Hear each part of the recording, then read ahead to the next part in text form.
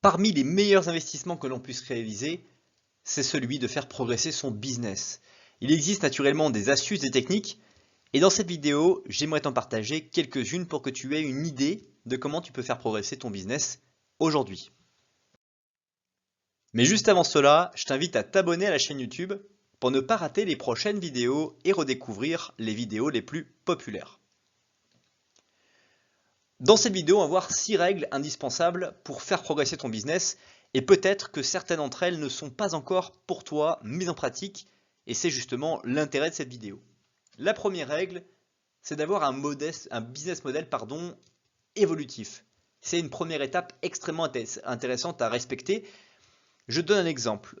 Très souvent, des sociétés que j'ai pu voir au cours de mon expérience professionnelle se sont montées en électricité.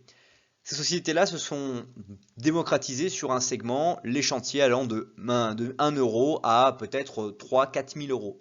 Et puis, vient un moment où, à force de faire que ces types de chantiers-là, ils vont s'essouffler parce qu'il faut gagner beaucoup de chantiers pour payer l'ensemble des salariés qui vont au fur et à mesure constituer l'entreprise. Si bien que la technique, c'est de commencer à diversifier le business model en ayant des personnes qui vont développer l'autre segment, celui au-dessus des chantiers allant de 3, 4, 5 000 euros à peut-être 20, 30 000 euros.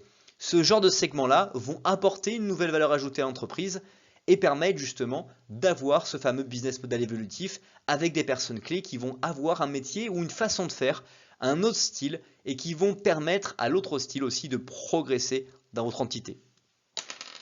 Deuxième règle indispensable, c'est le fait d'évaluer votre activité.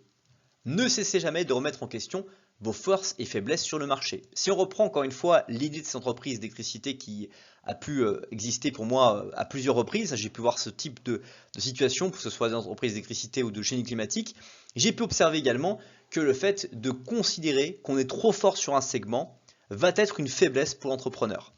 Plus il va avoir des personnes qui vont avoir différents segments d'action, de champs d'action, et mieux il pourra avoir un portefeuille dit, on va dire, de protection. Je m'explique. Quand vous êtes en bourse, par exemple, quand vous investissez en bourse, vous n'allez pas mettre vos œufs dans tout le même panier. Vous allez mettre vos œufs sur des actions qui vont être risquées, et puis des actions beaucoup plus stables, pour faire en sorte que lorsque les actions risquées progressent le plus souvent, eh bien vous pourrez récolter ces meilleurs fruits pour renforcer vos actions les moins risquées. On l'a déjà vu dans d'autres vidéos si ce concept est pour toi un peu trop avancé à ce jour.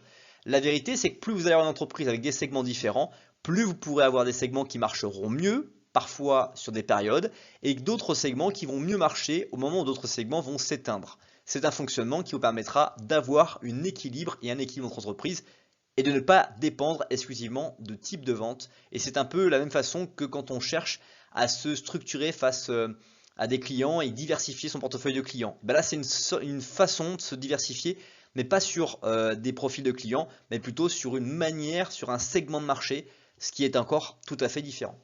Troisième règle indispensable, c'est le fait de fidéliser vos clients. Là encore, je vois beaucoup d'entrepreneurs qui vont avoir trop de clients et qui vont oublier. L'une des choses qui va faire qu'une société va fonctionner le plus longtemps possible, c'est d'abord d'avoir 100 clients et ensuite couver ces clients et les manager comme la prunelle de vos yeux. Les 100 clients que vous avez sont beaucoup plus forts si on entretenait ce réseau que finalement les 3 clients les plus forts. Plus vous allez travailler vos clients et plus vous allez avoir la capacité d'avoir une entreprise qui va être prospère et qui va pouvoir continuer à honorer les contrats que vos clients vous fourniront. Quatrième règle indispensable, c'est le fait d'innover. Cherchez à avoir des personnes autour de vous dans votre entreprise qui vont mettre en place des processus pour structurer l'entreprise et les manières de faire. Et faites évoluer ces procédures.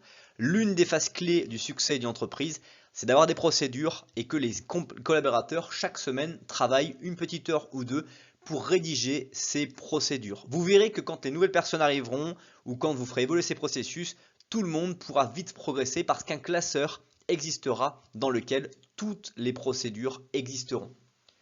Cinquième règle indispensable, c'est le fait de choisir les bons partenaires. C'est évidemment une phase très clé et vous devrez chercher à réfléchir, à analyser, à faire passer des tests de personnalité aux candidats que vous voudrez sélectionner de manière à savoir quel type de profil ont-ils et comment vous pouvez vous en inspirer pour faire que votre entreprise fonctionne le mieux.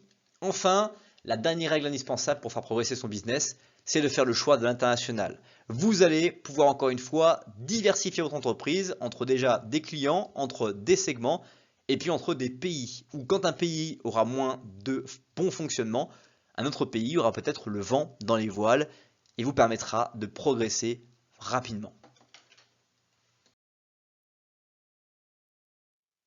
Si tu veux aller plus loin, je t'invite à découvrir la vidéo qui s'affiche sous la flèche bleue ou à t'abonner à la chaîne sous la flèche rouge. À bientôt et merci pour avoir regardé la vidéo.